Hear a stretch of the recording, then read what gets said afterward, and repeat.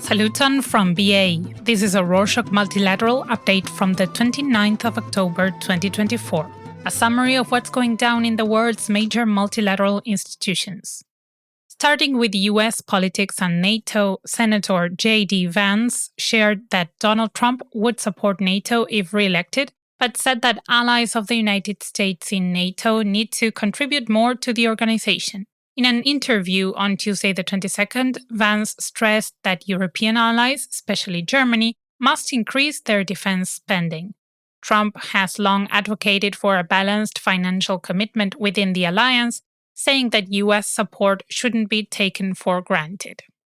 Across the Atlantic on Saturday the 26th, the EU called for an investigation into allegations of voting irregularities in Georgia's parliamentary elections, following concerns over transparency and fairness in the electoral process.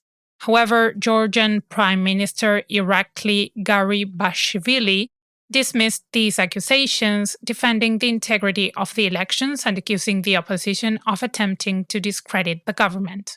Georgia's election has also been a point of note for the Organization for Security and Cooperation in Europe, or OSCE, as observers flagged problems with vote counting and limited opposition access, specifically noting cases of voter intimidation, pressure on officials, violence toward observers, people voting more than once, and ballot stuffing. They urged an investigation and recommended democratic changes to Georgia's system of governance and elections. They also voiced concerns over recent authoritarian laws, criticized by the EU and the US, and highlighted the country's overall polarized climate. In other news, Antonio Guterres, the United Nations Secretary General, faced criticism on Friday the 25th from members of the international community for what some perceive as deference toward Russian President Vladimir Putin. They criticized him for his approach to diplomatic discussions with Russia, particularly regarding the war in Ukraine. They have specifically said that the meeting reflects an overly accommodating stance. Videos of Guterres show him shaking hands with Putin, as well as hugging Alexander Lukashenko, the leader of Belarus, an accomplice of Putin in his war in Ukraine. Critics were unhappy that Guterres seemed welcoming to Putin, especially given the brutality of the war in Ukraine. The meeting with Putin has sparked concerns among some international observers who argue that it undermines UN neutrality. Speaking of the UN, on Saturday the 26th, Munir Akram, Pakistan's ambassador, called for a strengthened role for the International Court of Justice, or ICJ, to address global security challenges, particularly those affecting Palestine and Jammu and Kashmir. He emphasized that with increased threats to peace, the ICJ's role is critical in supporting international law. On Sunday the 27th, Iran called on the UN Security Council to condemn Israel's recent airstrikes on Iranian military facilities, which reportedly led to 4 casualties and some structural damage. Abbas Araghchi, Iran's foreign minister, said that the strikes breached Iran's sovereignty and demanded urgent UN intervention. Tehran warned that it reserves the right to respond, labeling the attacks as criminal.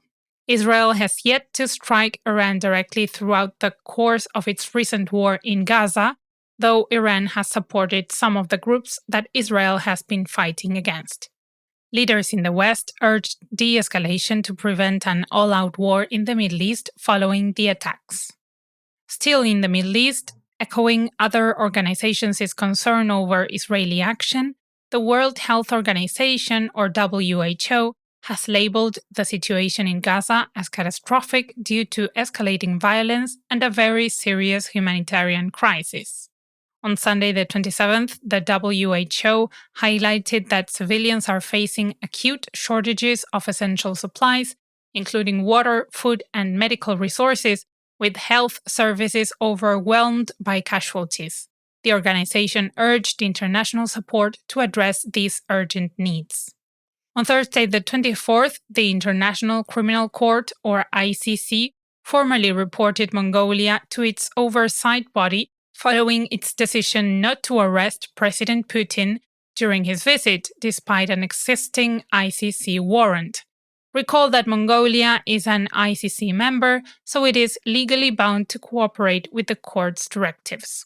After Putin's visit last month to Mongolia, the country faced immediate criticism for not following the directive of the ICC. Putin has traveled abroad since the invasion of Ukraine began, and the ICC has issued a warrant for his arrest since then. Even after the ICC issued its warrant, whether countries would put their ICC obligation before their diplomatic goals was an open question. Elsewhere in Asia, on Sunday the 27th, Turkey's ambassador to Malaysia announced plans to improve cooperation with the Association of Southeast Asian Nations under Malaysia's chairmanship next year. The envoy emphasized Turkey's commitment to fostering stronger ties in various sectors, including trade and technology, to address common opportunities, particularly concerning a recently strengthened free trade agreement.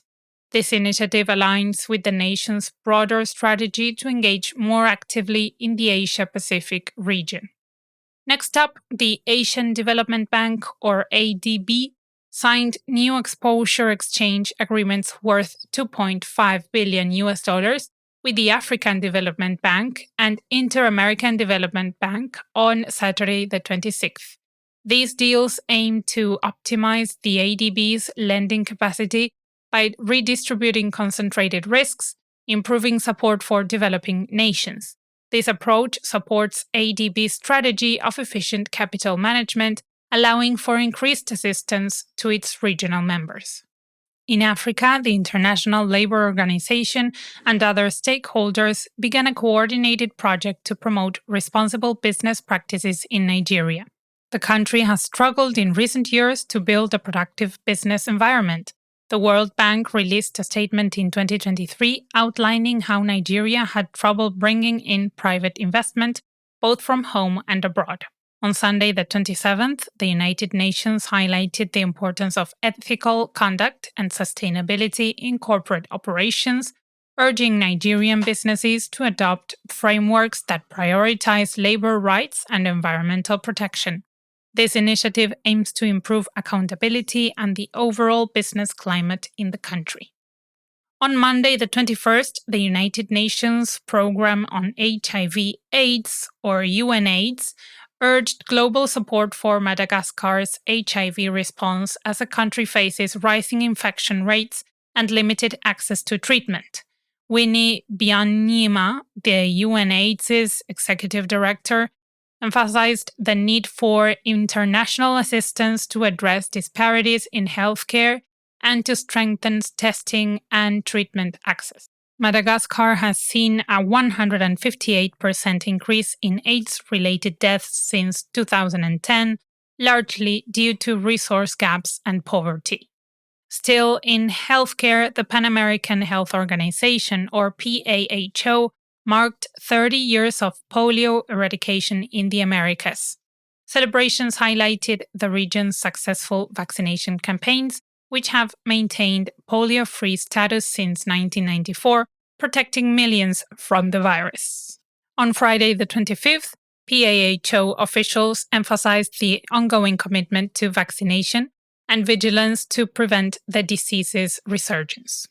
More about the Americas, as on Sunday the 27th, the UN's Food and Agriculture Organization, or FAO, urged the Dominican Republic to maintain its food programs despite the recent withdrawal of a proposed tax reform. Rodrigo Castañeda, an FAO representative, highlighted the importance of these programs, especially for vulnerable populations, as they have significantly reduced undernourishment rates. And to wrap up this edition, the International Monetary Fund, or IMF, reduced its global growth forecast on Tuesday the 22nd, citing persistent inflation and geopolitical uncertainties affecting economies worldwide. The IMF now predicts slower economic expansion highlighting challenges like rising interest rates and supply chain disruptions. It underscores the global need for balanced fiscal policies and stabilized economic conditions. And that's it for this week. Thank you for joining us. We are so thankful to our listeners who follow us on Spotify, Apple Podcasts, and other platforms, especially those who share the show with friends and family. If you'd like to pass along an episode by sending an MP3 through a messaging app, you can download any episode directly from our website at www.rorschach.com/multilateral. You'll also find the link in the show notes. Thank you. See you next week.